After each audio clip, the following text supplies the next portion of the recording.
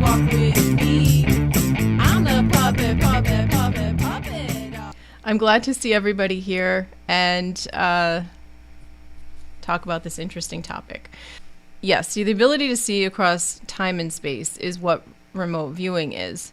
And so how does this come into play? Well, first, let me give you a little bit of background about remote viewing. The CIA had something called Project Stargate that went on from 1972 to 1995. I'm assuming most people know what the CIA is, but I don't know if you're from a country that maybe you're not. That's the Central Intelligence Agency here in the United States. They had this thing called Project Stargate. Now, it was going along with the Cold War, and it was highly classified. It was a psychic sort of using psychics to spy on enemies during the Cold War. Other countries were doing it. I think specifically Russia, and I'm not sure about any other ones, to tell you the truth, but I know Russia was doing it. And I believe that's how we actually got the idea for it. There was a psychic that was doing some things out in the media, and the CIA caught on to him. I can't remember his name. I think it's Yuri. I forgot. But he was bending spoons and things like that. And so they were talking to him, and then that got him into the ESP realm. And then they ended up exploring this whole idea of remote viewing. So the Cold War came, it was, of course, coming to an end, and they decided finally, that they wanted to still know, they wanted to kind of look back and see if what they had done, if they could sort of look at it, empirically as their evidence that ESP, that remote viewing, that these things really were real, that they actually worked. So along comes this woman, Jessica Utz. She's a statistician, and she was doing a project at Stanford University. She was already there working on something else. And while she was there, she ended up getting recruited to become the statistician for this whole project of looking at what they had done during the Cold War. There was another person, I'm actually realized I didn't get his name, so I apologize to him, but he was the skeptic. So the two of them were looking at the numbers. I'm going to have a link in the description to an interview that Jessica Utz did that I think, if you want to delve deeper into this and go down that rabbit hole, because I'm sure then YouTube will send you to other sites that do remote viewing, and you can go all weekend on it if you'd like. There's a snowstorm coming in the northeast, so you could just go right into that. So in this study, there were some stories that there's no doubt, there's no question that people who were involved with some of these situations actually say, absolutely, we found things. There was a plane that was found. There were individuals that were found. There were some definite things that came out of this that you can't, they were classified for a while, and I guess either they came unclassified or people unclassified them without supposing to do that. But somehow we know for sure that some of this stuff, by anecdotally, did work. So, but they wanted to do the right way, do the statistics and get everything done the right way. So, in this study, they did find that there was an amazing amount of consistency across a whole slew of laboratories across the world. So they weren't just looking at what they had here, they had other laboratories across the world that they started looking at data and seeing that it did actually support what we were getting, which was that there's overwhelming statistical evidence that it's not just chance that people are able to do this thing called remote viewing. And they were using people in this study who were not professed psychics. These were just random people. And they intentionally did that because they wanted to just get the idea of, is this something that everyone can do? So at the end of the study, basically it was proven, well, I guess what you would say is that they found overwhelming evidence that there is some evidence for this. So people were guessing, if you want to say guessing, if people were just guessing the answers, they would have gotten them right about 1 in 10 billion. No, sorry. The statistical chance of winning the lottery. I don't like the way I wrote this because I like the numbers I did actually originally, and I don't know why I switched it because this makes more sense the way I'm going to put it to you. 1 out of 3 people were able to get the answers correctly doing remote viewing and ESP work in these studies. 1 out of 3. But they actually set it up so that it would have been 1 out of 4. In 1 out of 4 chances, they should have gotten it right. So the way that Jessica Utz put it was that it's not like amazing when you look at those 2 differences, 1 out of 4, 1 out of 3. But the fact that this was across all these labs across the world, the consistency of it and the amount of times that this was shown to be a real, there was evidence for this, that is what is significant. So in any case, I have more information about, she gets in a little bit in the thing I'm going to link there is, it's got some talk about quantum physics. So that might be interesting to you.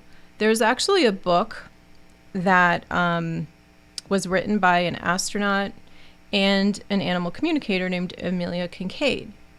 Interestingly enough, at this time in history, if you want to say that, Betty White just passed, the actress Betty White, and Amelia Kincaid is her niece. And Amelia Kincaid is actually the first person I ever went to an animal communication course with.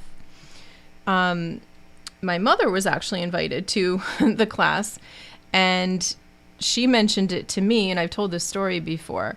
When she told me, oh, there's this course in animal communication, would you like to come to it? I was like, what is that? And when she said what it was just sort of like a light bulb went off. And I knew that I had been already doing that. It was just a really, one of those moments in life that you don't ever forget, because it was like, oh, I already do that. So I went to the course and I was really getting a lot of clear information. And, she commented on that to me. And I ended up, going from that point on and really delving into this whole thing and seeking more formal training and becoming a teacher myself eventually. So I wanted to just kind of mention that whole history of it and give you like a basis as to what it is and this, interesting background. Because, she actually mentions too that she feels that what really came out of this study is that we really need physicists to really start looking into this more. That, we don't really know what this could lead to. If there is this evidence that there does seem to be this thing that people have, this some ability, we don't really understand it. We don't understand like where it comes from. We can't break it down and explain it. I actually just had a new person today contact me, was referred to me, and she was like, but what do you, like, okay, what do you do? And I explained that I understand what animals are thinking and feeling. And then she said, well, how do you do that? And I said, well, it's just, you have to think about it like intuition. We've all heard the same old example about the phone rings. You know who it is on the other end before you pick it up. We all seem to have this ability on some level. And it just seems like maybe some of us have a little bit more of it, like a talent for it. Like anything, like anybody we could hit a baseball and maybe do relatively well at playing a baseball game on the weekends. They're on a local team and they're good. But there's some people who are amazing and they're on, the Yankees. So I don't know them. I don't know what people have to say about that, but so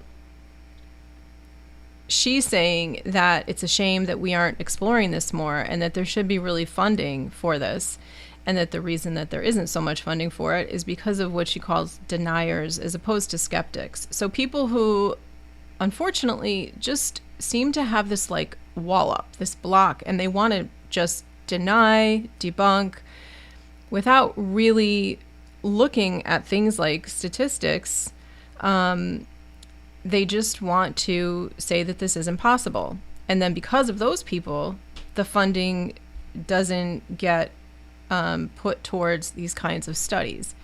And that's concerning because, I think we all know that there are things in this world that are sort of covered up or, not explored. At the worst, they're covered up intentionally.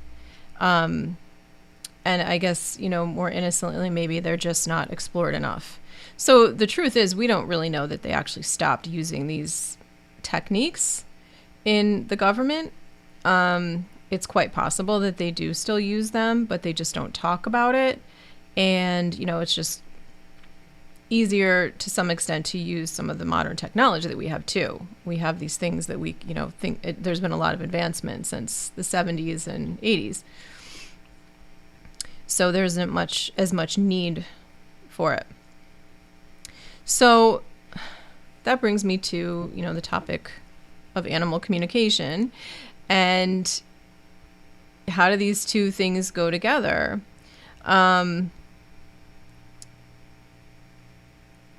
Oh, that's so sweet. You think your babies must love hearing my voice, my 11-year-old German Shepherd. Well, I love German Shepherds, so Contessa and one of her feline sisters, Pearl, are playing like crazy.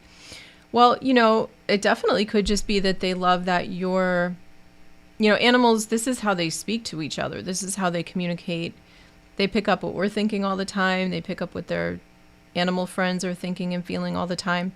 So they could very well just simply be picking up on the fact that we're talking about them being able to communicate with us, and it gets them excited.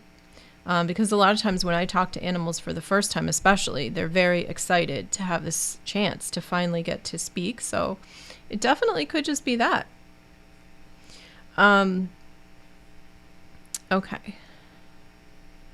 So in animal communication, most of the time, really the reason I'd be using remote viewing, as we call it, is when an animal is lost or missing. So when I'm doing animal communication, normally I don't really, I'm basically feeling what an animal's feeling. I'm picking up on what an animal's thinking, scanning them to see, anything physical that they're experiencing.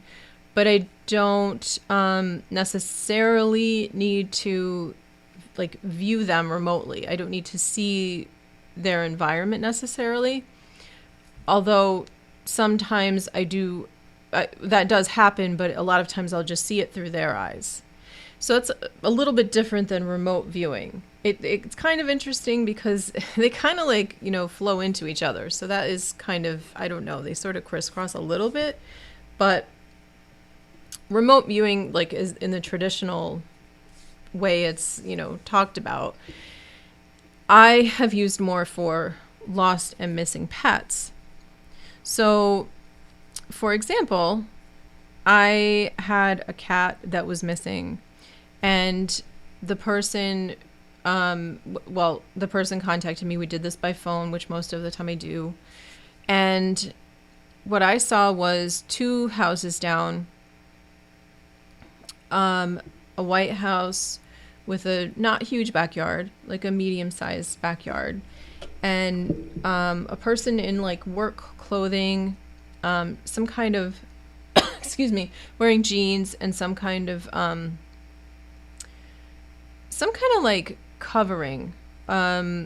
It's a little hard to explain, like a brown sort of apron or something along those lines that they would use to cover up.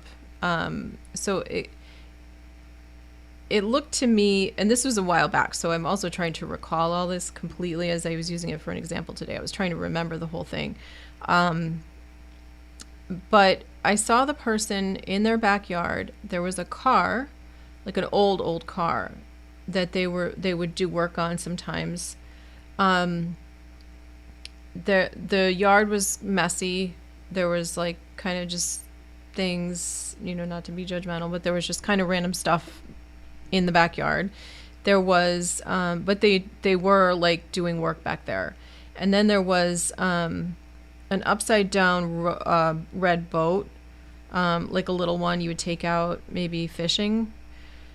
And then towards the back of that, there was a shed that had like a gray sort of wood, old shed. And then behind that, there was a wooden fence, and there was grass and like tall weeds and grass along the fence. And I saw the cat back there hiding. And so I told this person about this, and they said, "Oh yeah, that sounds like a neighbor of mine." And because of that, she was able to go over and talk to the neighbor and confirm that he had seen the cat. And then through this process, long story short, she ended up getting the cat back. So remote viewing is part of it. I also talked to the cat and experienced what the cat was experiencing. I found out that the cat wasn't trying to leave the person. They weren't sick. They were just kind of having a good time, like just sort of, it was summer and they were out just doing their thing, and they went over a little bit far, and they just hadn't made their way back home yet. And I've used it in a lot of situations like that. So don't tell them, their dad, that they're doing that. Then he might get jealous. Since they're playing like that for him too. I also do this on a podcast, so sometimes I feel like I have to sort of explain what I'm reading a little bit to the people who are listening. Sometimes I just cut things out, but is it similar to astral projection? It isn't, in the sense that astral projection is actually somehow you are the result might be the same or similar, but in astral projection, again, hard to explain, exactly what that is, but people who are doing that are somehow actually, my understanding of it at least, is leaving their body in some way, shape, or form. They're able to do that and go elsewhere. And I mean, that's actually something that I had tried at some points in life, and I had a time where I had like dreams doing that kind of thing. It's not something I intentionally do now, and the reason for that, if you want to know, I mean, everyone, your opinion is your opinion. I'm not, trying to say that you shouldn't do it or whatever, although I have concerns about it, which is why I don't do it, because if you're in some way leaving your body, that just logically to me isn't a good thing, to be leaving your body unattended. I'm sure there's some, I don't know if the word would be arguments, but some pro arguments for how you take care of that. I don't know, like protection and things like that, asking for protection. But to me, I do not think that's a good idea, because you're leaving your body unattended. You don't know what's going to jump on in there. So that's just my personal opinion. So I don't think they're the same in that sense. Like the actual form that you're doing it, the way you're doing it, the method is not the same, but you could be getting similar results. And there's also a discussion, there is, I'm not sure if this is in unclassified documents that have become unclassified. I'm not sure about that, but there is something about the government using astral projection too, that was part of their studies as well in other countries too.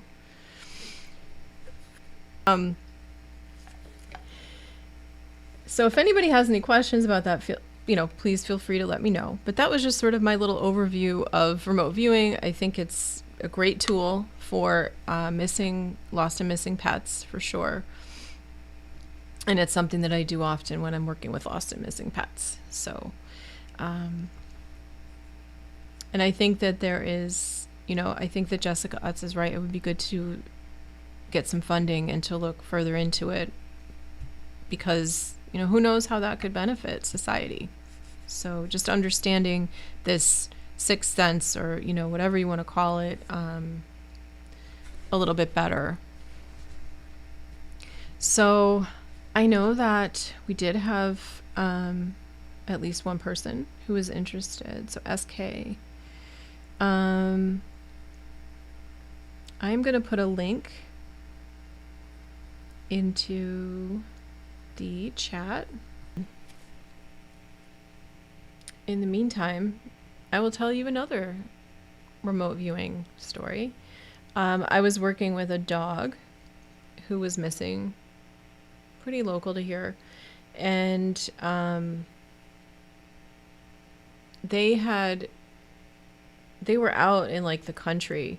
So sometimes remote viewing, I should have gone a little bit further into this actually, just to explain, like when you see through an animal's eyes doing animal communication, you are literally looking at what they're looking at. But with remote viewing, you're able to see over and above. You're able to look down and see what's in the area.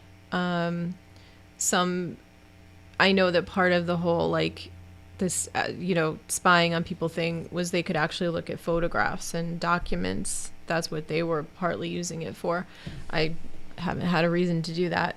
And it's a little bit different that you also might do more of like sketching when you're doing remote viewing, and you can send that to the person where you can, you can actually see an area, and much, a fair amount of animal communication can just be you don't really know why something's meaningful or what it is. But if you start to draw out an area for someone else, you can send it to them. And, hopefully that's going to make sense to them, seeing that area. But if you're doing it through an animal's eyes, you're not necessarily going to be able to see as much. You're not going to see the whole picture. So this animal that I was working with was kind of out in a country area, but there was like a major road, and I was able to see the big road and sort of make a sketch that I could look at where their home was and see where that went down in like a triangle that went into like a big wooded area. There was a smaller road, and then that was a big part of it, the smaller road. But between the smaller road and the highway-ish road, or the big road, excuse me, there were a few houses. So I could see a back porch of a house, and came up with some distinguishing information about that back area, like that they had a raised porch, the steps went down, and that they had been feeding the dog, and they'd seen the dog, and it really helped to kind of narrow down the area, because that's what could be so overwhelming when people are looking for missing animals. It's just overwhelming sometimes. It could be this huge area and they don't know where to start. So, with this, you can actually kind of narrow it down for the person so that it's not so overwhelming and they can focus on a certain area. Where you sometimes have difficulty is that, of course, animals move quickly sometimes. Sometimes they'll hunker down, and then it's easier to find them. But if they keep traveling, that can be a problem. I think it's great that we have drones now. I know there's some people who do look for animals who have drones, or rent them out or what have you. A little bit tricky, I guess. It can be when there's a lot of tall trees, or it's hard to see past the trees down into the area. So that's where it does help to be able to see from the animal's perspective. Okay, so it looks like you are here. Okay, so I'm going to bring you into the Lyra, into the screen, just so you know, bringing you in. Okay. Is that the cat head? Is that what the Yes, okay. Yeah, she was frozen, and I think this is the ear.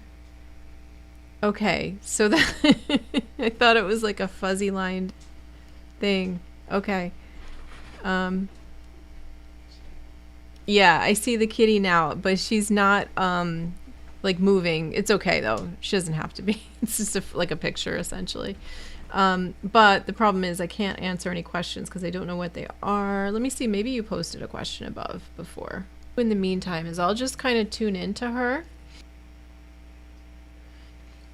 So the first thing I get from her is she's confused about what's going on.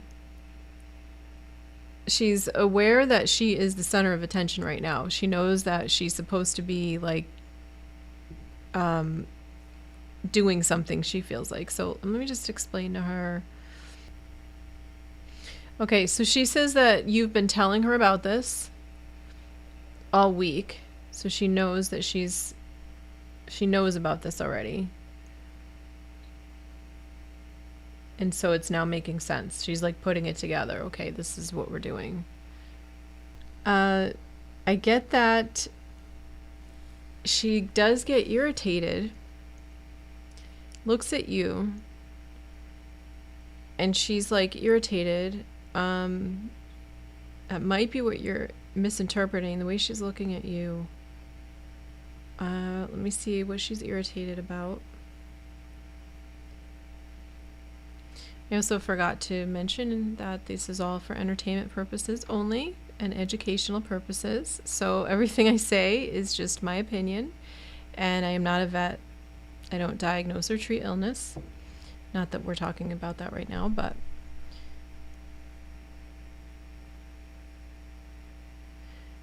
okay, one thing she doesn't like, I'm specifically hearing this like music, but I'm pretty sure it's music. It could be like TV or something. It could be a podcast.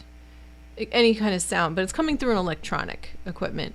Does not like it very loud. And I'm getting this. Sometimes she feels like it's irritating. This is so strange because now I can see in my like guest room this. Oh, she's so pretty. I wish you guys could see her. I don't know why I have her. Oh, there. Look, she's the little fur ball. Is that her? That looks really strange, the lighting. It's definitely going to be very confusing for the podcast listeners. I may have to edit, but it's like her fur is spiky. I'm not sure what I'm looking at here. Okay, I'm just not going to look at the picture.